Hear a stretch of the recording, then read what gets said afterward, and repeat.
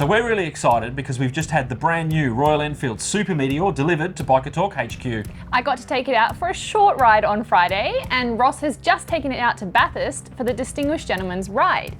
I'm not quite sure how you fit in with that group, but good for you.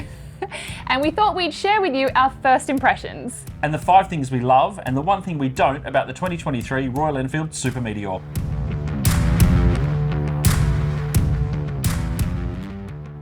Okay, so let's start with the 1 down, and for me, it's the instrument cluster. This is really just a personal preference, but I really don't like the offset clock and the tripper. I'd much rather see a centered clock with the tripper offset, or even better, the tripper only added as an option. Also, if the tripper was an option, personally, I wouldn't add it. Instead, I'd use my favorite navigation pod, the BLine Moto, and I'll come back to that at the end of this video because we have some very exciting news in relation to BLine. Okay, Tegan, what was your 1 down? Probably the screen. Actually, I wasn't a massive fan of the screen either. Yeah. It gave me some serious built-in air conditioning, which is not exactly what you want for the start of winter. And at my height, the air from the top of the screen was directly right into the visor of my helmet. But it's an easy fix, because if it was my bike, I'd just take the screen off. Okay, so now we've gotten the pretty minor negatives out of the way, let's look at the 5 ups and what we like about the bike. First up for me, the bike looks and feels substantial. The Meteor 350 looks and feels like the biggest bike in the 350 range, and the Super Meteor is certainly the biggest bike in the 650 range. I also think it's the best looking bike in this category. In fact, just like all the bikes in the Royal Enfield range, they've absolutely nailed the look of this bike. So the Super Meteor gets a big thumbs up from me. It's just got that classic old school look.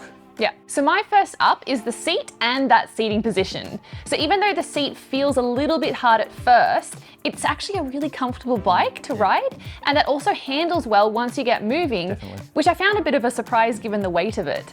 I didn't think that it would actually handle as well as it did. Yeah, no, it does handle well. Yeah. Look, I'd also agree, the touring seat on this version is really comfortable. Now, I racked up about 300 kilometres on Saturday and another 300 or so on Sunday. So first impression, comfort-wise, it's very much like the Meteor. The seat is firm, but well padded, and the rider ergonomics are great. Now, I don't know how Royal Enfield keep getting their seats so right when other more expensive manufacturers keep getting them so wrong. The finish is excellent and all quality. It's got an LED headlight, and it's also the first Royal Enfield with shower suspension and upside down forks. Yeah, I thought the suspension was good. I really didn't know what the upside down forks meant. Just means they're upside down. Oh, well there you go. It felt really planted on the brief occasion that I got to wrap on a bit of power. So that's another thumbs up from me. Yeah, look, I did find the rear suspension a little bit firm, so I might have to give them an adjustment for the next time I ride. Either way, I'm sure those rear shocks will bed in. I still love the engine. I love it in the Interceptor and the Continental GT, and it's brilliant in this bike. I could bang on for hours about how good this engine is, but I feel it's been tuned slightly differently, but I haven't seen any specs on the bike, so I'll have to do some research. Yeah, the engine is good, and I really like the sound from those stock exhausts. Yep.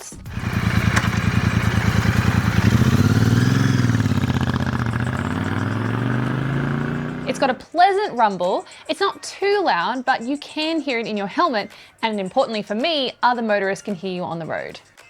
And finally for me, it's a Royal Enfield. Now, I'm a big fan of this brand.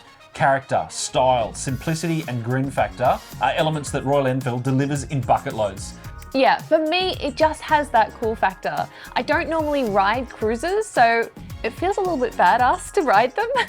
I can see why people like yourself, Old blokes, maybe, like the brand. Now, back to our news regarding BLine Moto. We're really excited to announce that we are now an official supplier of the BLine Moto in Australia. The BLine is a navigator that I've been using for quite a few years. It's discreet, so the look fits in with my bikes, and importantly, it isn't distracting when I'm riding. I can move it between bikes when I need to, which is important when you have a couple of bikes in the garage. It's intuitive and it just works. Jeez, must be nice to have a couple bikes to choose from. What problems? Our first shipment of BLine Moto has just landed, and as an intro offer, we're doing a special price and free shipping within Australia. So if you're interested, check out our website, bikertalk.com.au, for details and pricing information.